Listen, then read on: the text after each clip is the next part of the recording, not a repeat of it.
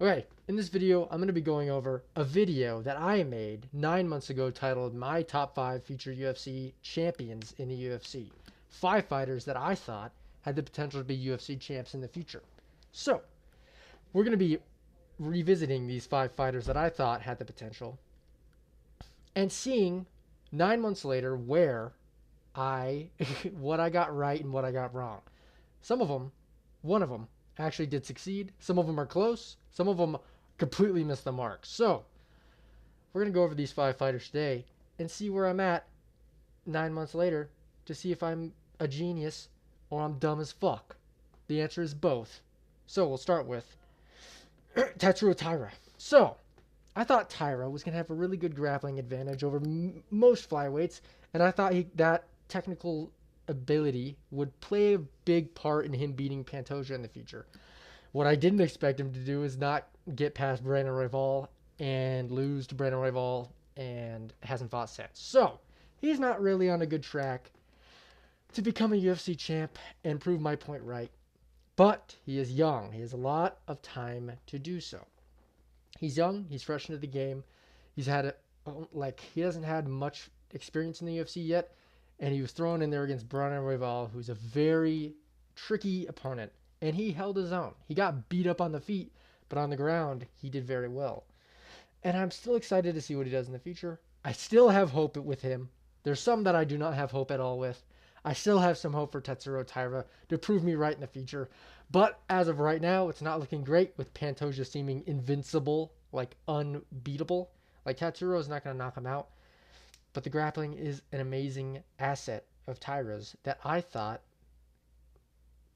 could be a key to beating Pantoja in the future. Dangerous grappling. Pantoja is very good.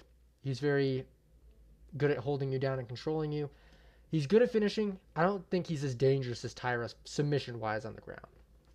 Or at least that was my take back then. It kind of is still the same take. Brandon Royval is really hard to submit. But I've lost a little bit of hope, but not all of it. I still trust in Tatsuro Taira's abilities to go on in his career and become champion. But as of right now, it's not looking great for my Tatsuro Taira pick. Next, we have a really, really big dud in my thought process. We have Michael Pereira. So I thought that Michael Pereira seemed unstoppable at his weight class. I thought he was going to destroy all the middleweights. I really thought so. He looked insane. He came out in every fucking performance he had with a determination to damage his opponent and get a finish, and he did like 5 times in the first like 30 seconds. So I really thought Michael Pereira was just going to keep doing that, and that he'd have some attributes of his people, the Brazilians, who tend to have good cardio. But Michael Pereira, I wasn't expecting him to have the most shit cardio of any fighter ever of all time. I wasn't really expecting that when I made this pick. But he was very impressive, and he fooled me because I really thought he was just going to keep doing what he was doing, and 3 rounds or 5 rounds even of him in front of you is very dangerous, especially if he's getting it done in 30 seconds. What I didn't know at the time was after the 30 seconds are up, Michael Pereira becomes like literally a punching bag in front of you. He doesn't do anything else in the fight. And in his most recent performance, he didn't even have the 30-second tenacity like he did in his first 4 or 5 middleweight fights. So, overall, this pick was horrible on my part. This was the dumbest thing I've ever said, probably, in hindsight. In the moment, I do still justify my reasoning. But in hindsight, Michael Pereira will never touch a belt. He'll never even get close. His cardio is shot. I don't think he has the dedication to the game. He's still very exciting. He still can probably have some exciting fights. I do not think he's touching a belt, and I am revoking this man from my picks of top feature champs in the division, in the UFC in general. My top 5 at least. Michael Pereira is no longer there, and he's disappointed me greatly. But it's whatever. You win some, you lose some. Next, someone that I have insanely high hopes for, and he's already kind of gotten close. Diego Lopez was my third pick for top future champ. Diego Lopez fought for a belt this year against Volkanovski. So I would say I got pretty close, and I'm pretty happy about that. Also, Diego Lopez is young. He's young in the game. He's not young in the game. He's young in the UFC. He has time. Volk's like 34 and he's champ. He was champ for a really long time. He's still very good. Volk's solid as fuck. Diego Lopez has time to improve, has time to come back, has time for Volk to retire. Diego Lopez can definitely get the belt still. And he's already fought for it once. And who's really in line? We have Yair Rodriguez, which I think Diego Lopez kills. We have Gene Silva. That would be interesting if he starts making a name for himself up the division. That's a super fun fight that I don't know who would really win that fight as of right now. We have to see what Gene Silva's... We have to test Gene Silva more. We have Movsar Evloev, who already fought Diego Lopez, beat him, but was a very close fight on very short notice for Diego Lopez. So you can say what you want about that. It was also his debut in the UFC. I say that Diego Lopez has a lot of potential to still get the belt. And I am very happy about this pick of my reasoning 9 months ago. I really thought he was going to be able to push forward in the division. And he did. He beat Brian Ortega. He fought for the belt. He lost. But he was close. It was competitive. He'll get it back. He's young. He'll get it back. And I have a lot of faith in Diego Lopez. I think he is still the featherweight he's going to make a name for himself. Volkanovski's the GOAT of featherweight. It's not a bad thing to lose to Volkanovski. He's the fucking GOAT. And to beat him makes you a fucking freak. Like Topuria, who is a fucking freak. So, or Islam, who's a fucking freak. So it's not like you're among, like you made it close. A lot of people have made it close. But just because you didn't beat him doesn't mean you're not championship material. And I think more development in his game down the line, which I do think he will get more development. I think he'll develop as a fighter in the future, obviously. I think he's young enough too. Will give him the edge, especially against a Movsar, a Yair, even a Volk as he ages. If Diego can get 1 or 2 more wins, he can get that title back, and I trust him to. So yeah, I'm very happy about that one. Diego Lopez proved me right. Thank you, Diego.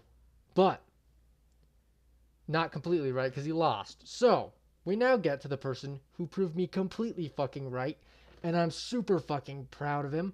I don't know why I said that. I'm super happy about this because I fucking knew it from the goddamn beginning, and that's Jack Della Maddalena. I knew Jack was going to destroy fucking Bilal. I knew Jack was going to beat everybody he's ever fought. Jack's a fucking monster. He wants to damage his opponent. He's a freak. He has too much forward pressure. He has too much domination. He's just a monster. I love him. I'm a big Jack Della Maddalena guy. And those forward pressure boxers, they're just so much fun. And Jack Della Maddalena is the best person at that from welterweight to middleweight to light heavyweight up. I really think so. So, Jack Della Maddalena. He beat Bilal Muhammad. Handedly, clearly beat Bilal Muhammad, in my opinion. There's a lot of people saying robbery. I think that's a bunch of bullshit. I think he outdamaged Bilal clearly in the 5th round. He destroyed him. He destroyed him in the 5th, outstruck him the 1st, 2nd, and 3rd. The 4th round was iffy, but Jack did what he does, which makes fight. And what he does is makes fights fun. He likes to make fighting fun, and he also likes to win in spectacular fashion, and he did. His striking is too fucking clean. His takedown defense has evolved greatly. He used to have a problem with that in the past. He evolved as a fighter, and his takedown, either Bilal sucks a bunch of dick, or Jack got his defense up, which I think he did. He's been training a lot with Craig Jones. I think that's helping a lot. Jack Della Maddalena proved me correct. 9 months ago, I said he'd get it, and he got it, and I'm very fucking happy that I guessed this one right. Jack Della Maddalena got it done. And it was like a weird turn of events for him to get the belt anyway. Shavkat got injured. He was coming off a win against Gilbert Burns, where he broke his arm, which kept him out of the division for a really long time. So it all kind of built around to the perfect moment for Jack to come in and rid us of Bilal Muhammad and restore order to welterweight and give us some sick matchups in the future of the UFC. So, enough glazing of Jack. I'm very happy that I got this one right. I fucking knew it. And I'm fucking, let's go. Next, my final one. My final fighter that I think was going to be, that I had the potential to be a future champ was Carlos Ulberg. Same kind of thing with Michael Pereira. He was making it look easy against light heavyweights. And light heavyweight isn't an extremely stacked division, in my opinion. He just had a fight against Ozdemir where he looked good.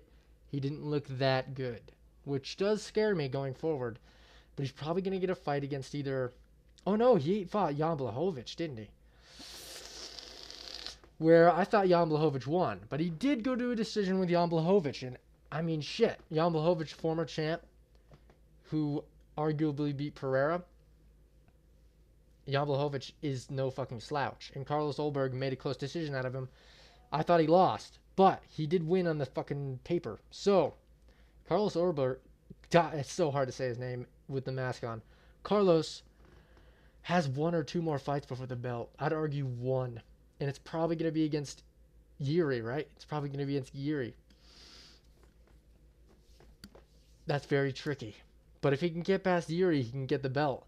What I've noticed in his last couple fights is he's not going to do well against a fighter like Yuri. Probably a fighter like Pereira. Probably a fighter like Ankalaev. These people that like to pressure forward hard and that are his size and his power and don't just get shinned. They're gonna give him issues. He does have a good counter game, but he's been shinned before. He didn't shin Jan Blachowicz or Ozdemir, which you could say what you want. I know Jan Blachowicz is really hard to chin. Are you gonna chin Yuri? Are you gonna chin Ankalaev? I really doubt it. I really doubt you're gonna chin them. You could chin Pereira, but I also doubt that. It gets tricky for him. I really thought he was going to plow through everybody, but these trickier matchups up the division that he's been having, I don't think it's going to bode well for him going forward. He could still definitely do it, but I have a lot of doubt in my pick for Carlos to go forward and become a champ. I don't think he gets past Yuri. I think Yuri will knock him out. I think Carlos has been shinned. Yuri presses forward. Carlos has a problem with that. He has a problem with people that press forward, and I think Yuri has only been getting better. With that being said, Yuri recently took a, damn, bro, I'm stuttering like a motherfucker. Yuri recently declined a fight due to exams, because he's trying to, like, get a bachelor's degree in something, in, like, a university or some shit. So he had exams, so he didn't take a fight. I'm sure it was probably against Carlos. Or maybe it was Ankalaev, because Pereira didn't want to fight or whatever. I don't really know the situation behind that. But Yuri could come in unprepared against Carlos and get caught, which is something I could see happening. Just as of right now, how they both looked in their last performance, I think Yuri's got the edge. And I think that's the most logical matchup to make next. So I don't think he gets past Yuri. He's obviously has time to lose one, win a couple more, then fight for the belt. But it's just a little trickier. I have way more faith in Diego Lopez than Carlos. I don't know. This one is tricky. But I still have faith in him. I have faith in all of my picks besides Michael Pereira. This was my recap, my revisit of that last video. Let me know what you think. Let me know if I was delusional in any of these. Obviously I was. But I think that's about it. I will see you soon.